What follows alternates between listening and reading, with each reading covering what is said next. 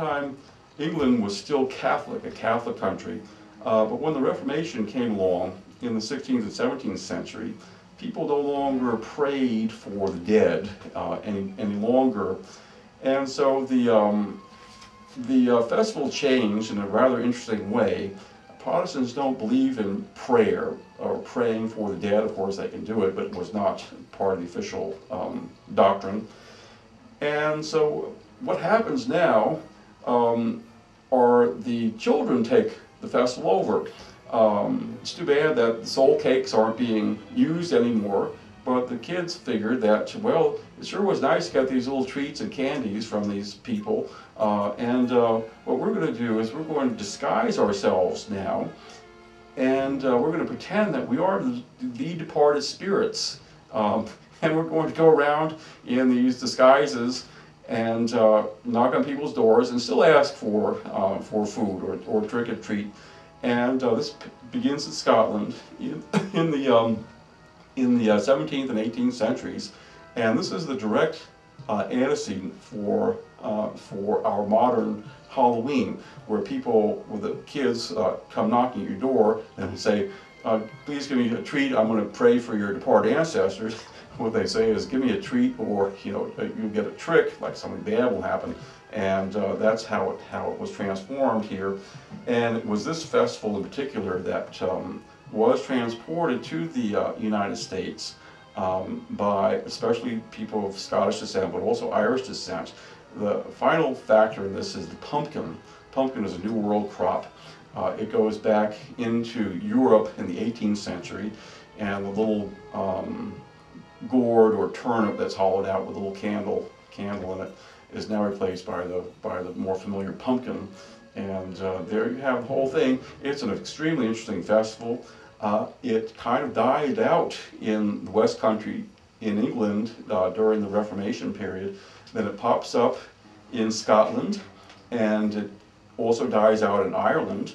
And then because of the United States' great cultural influence on the world, for good or bad, the festival now returns back to England, where it was originally developed. And not only in England, but also in France, northern France. When I was there a few years ago, I was surprised to see the little shops with their black witches in the windows and orange pumpkins.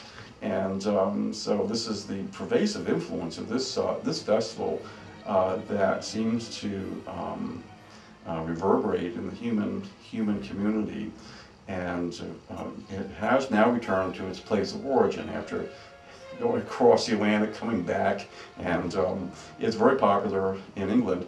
In our country, it is the second most lucrative festival, right after Christmas. And so you can imagine the many billions of dollars that are spent on Halloween decorations and Halloween parties and disguises and everything else. So if I may just quote from a good book on Halloween by a man named Mark Halle. He's a Frenchman. And then I'll get to the other part on the black cat and the witches. That's another thing.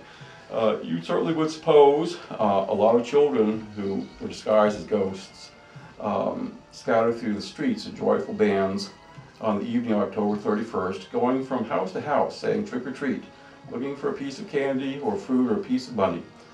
If you were to tell them that by acting this way, they are contributing to the salvation of souls in perdition, they would be surprised. This, however, is a symbolic sense of these carnival-like parades in which joy prevails over sorrow and the sinister aspect of destiny.